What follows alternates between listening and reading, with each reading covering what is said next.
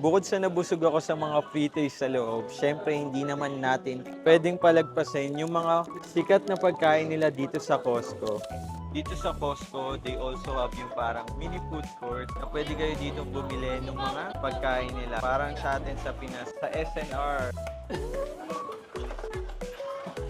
Itong nabili natin, yung itong hotdog na malaki na to, pati soda na siya na unlimited refill, 70 pesos lang. Tapos umorder din tayo ng iced latte for only 50 pesos.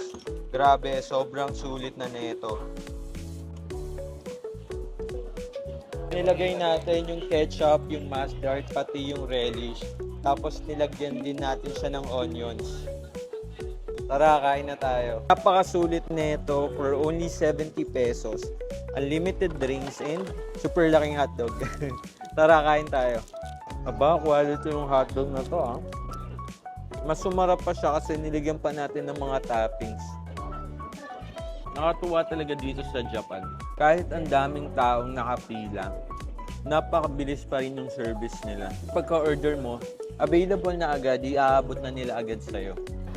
Guys, I hope nabigyan ko kayo ng idea kung ano ang itsura ng isang supermarket or ng Costco dito sa Japan. So kung nagustuhan nyo tong video na to, syempre huwag nyo kalimutan mag-like and subscribe and click the notification bell para updated kayo sa ating mga happenings lalo na dito sa Japan.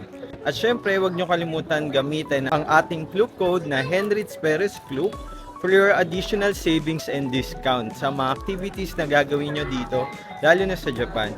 So guys, thank you for watching. See you on my next vlog. Bye!